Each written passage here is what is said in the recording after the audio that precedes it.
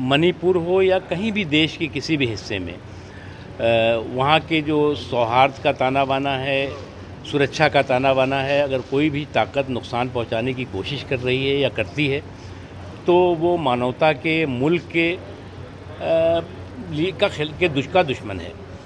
और इस दिशा में सरकार और जो एजेंसीज़ हैं वो मजबूती के साथ काम कर रही हैं और उस साजिश के तह तक जा रही हैं जो साजिश की इस तरह के षड्यंत्र और साजिशों के कारण बने।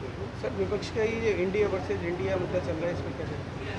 देखिए, पहले एक यूपीए था, अब ये यूपीए एनपीए हो गया, नॉन परफॉर्मिंग एसेट कहते हैं ना, जैसे कि जो एकदम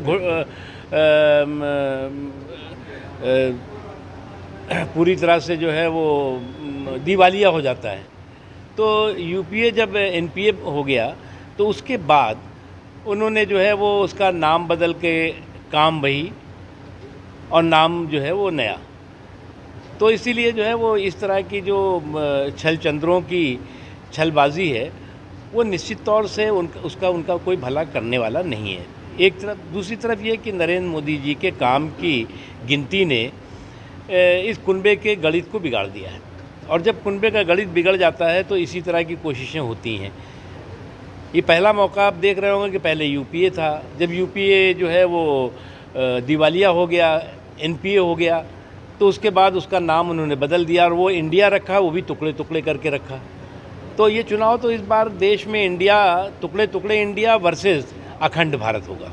नकली की ज्ञानवापी को लेकर के क्या कहेंगे, विवाद चल रहा है? देखिए, किसी भी विदेशी आक्रमणकारी की क्रिमिनल, कम्युनल, क्रूर करतूत के करेक्ट करने का वक्त है और जो योगी आदित्यनाथ जी ने कहा है बिल्कुल सही है। एक चीज़ सबको समझना चाहिए, हमारे जो आस्था के केंद्र हैं, मंदिर हैं, मठ हैं, जो लूटे गए, जो तोड़े गए, उसके गुनहगार हिंदुस्तान में रहने वाला मुसलमान नहीं है, बल्कि विदेशी आक्रमणकारी जो देश में आए उनकी जो क्रिमिनल, कम्युनल और क्रूर करतूत रही है उसका वो कारण रहा है, इसलिए उसको करेक्ट करने का वक्त है। योगी जी ने ये भी कहा है कि अगर ज्ञानवापी को मस्जिद कहेंगे तो उसका विरोध होगा, विवाद खड़ा होगा, उसको आप ऐसा है कि हमें कहने की ज़रूरत नहीं है। मैं तो बहुत पहले, लगभग 30-35 साल पहले मैं वहाँ गया था और मैं जा कर के उसके पीछे का हिस्से से मैं गुजरा था तो मुझे उसमें बहुत आक्रोश, गुस्सा आया था और मुझे दिखा था कि कमाल है,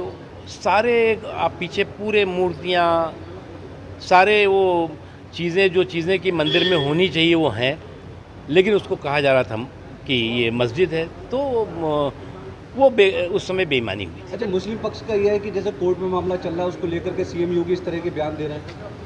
भाई, ऐसा है कि सीएम योगी ने एक रास्ता समाज के सामने रखा है, उसको स्वीकार करना चाहिए।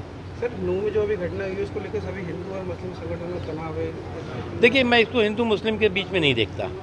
कुछ ऐसी षड्यंत्रकारी ताकतें हैं जो देश के विकास और देश के सौहार्द और देश की समृद्धि के माहौल को तार करने की कोशिश कर रहे हैं, षड्यंत्र कर रहे हैं। हमें मिल करके उनके इन षड्यंत्रों को, इन साजिशों को ध्वस्त करना चाहिए, क्योंकि ऐसे लोग न मुल्क के मित्र हैं, न मानवता के मित्र हैं, न किसी मजहब के मित्र हैं। ये दुश्मन है देश के। अखिलेश यादव ने भी बयान दिया है कि अपने कार्यकर्ताओं को उन्होंने कहा कि आप जितनी जनसभाएं करें उसमें धार्मिक जो भावना है उसको भड़काने से बचें। देखिए, धार्मिक भावनाएं कोई किसी को नहीं भड़काना चाहिए, लेकिन जो लोग अब तक भड़काने के गुरु घंटाल रहे हैं, अगर वो कह रहे हैं तो अच्छी बात है। हमसे जुड़े रहने के लिए हमारे YouTube चैनल को सब्सक्राइब करें और नई वीडियो की नोटिफिकेशन के लिए बेल आइकॉन को दबाएं। अगर आप ये वीडियो Facebook पर देख रहे हैं तो लाइक जरूर करें और ज्यादा से ज्यादा शेयर करें। धन्यवाद।